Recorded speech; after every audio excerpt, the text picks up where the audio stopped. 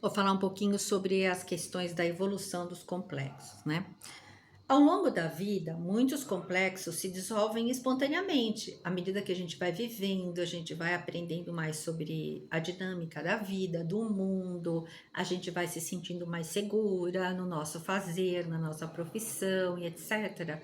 Muitos complexos vão se dissolvendo, mas também outros podem surgir. Por exemplo, quando tem uma mudança muito drástica do corpo, né? Na adolescência, tem uma insegurança muito grande, porque o corpo muda rapidamente. Numa gestação, tem uma mudança drástica do corpo, então as emoções se movimentam de uma forma diferente. A mesma forma, a menopausa é uma mudança gigantesca no nosso corpo, né?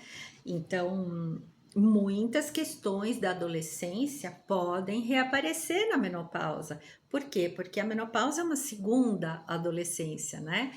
É uma segunda turbulência hormonal, um reajuste corporal, né? E muitas questões que ficaram não resolvidas na minha adolescência podem voltar.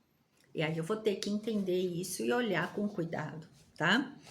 Mas também, mesmo que não voltem questões da adolescência, existem outras questões que emergem quando o nosso corpo muda, principalmente no caso da menopausa, porque assim, na adolescência tá indo para mais vida.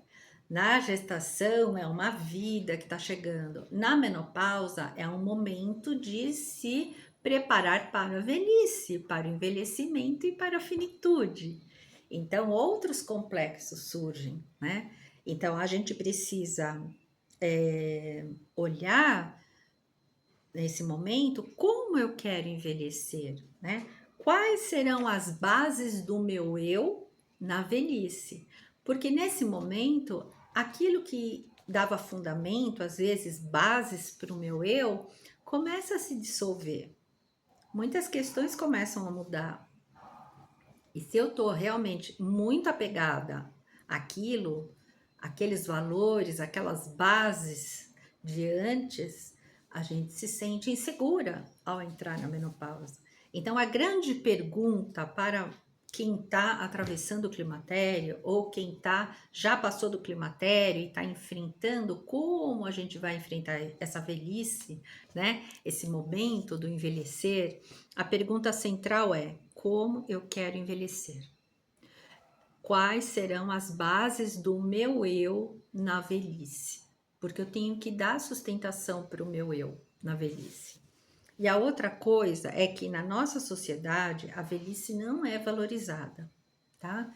As pessoas olham para a velhice, o envelhecer, né, como se isso fosse uma derrota pessoal. E isso não tem nada a ver com derrota ou sucesso. O envelhecer é um processo natural da vida, todos os seres vivos passam por isso, tá? Então, assim como na infância a gente precisa mais da ajuda de outras pessoas,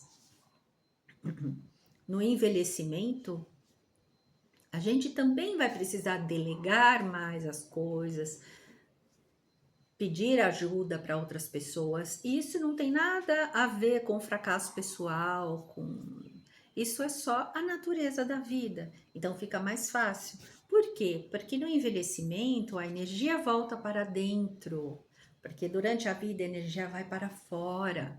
No envelhecimento, a energia volta para dentro. Realmente eu preciso delegar mais coisas, até porque o corpo físico já não tem tanta força, né? Tanta energia, tanta capacidade de realizar tantos trabalhos, né?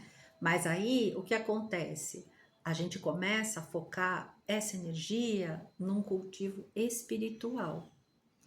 É um momento de cultivo interior.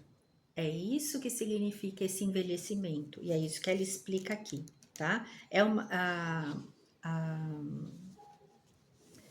Se a gente começar a falar, ai, porque envelhecer não é fácil, ai, porque envelhecer é horrível, ai, porque tem tantas limitações, eu tô, na verdade, me identificando com o agressor, ou seja, com a cultura a qual a gente está imersa, que acha que envelhecer é uma coisa ruim. Se eu tiver essa mesma visão, eu estou totalmente identificada com o agressor, atuando como um agressor contra mim mesma.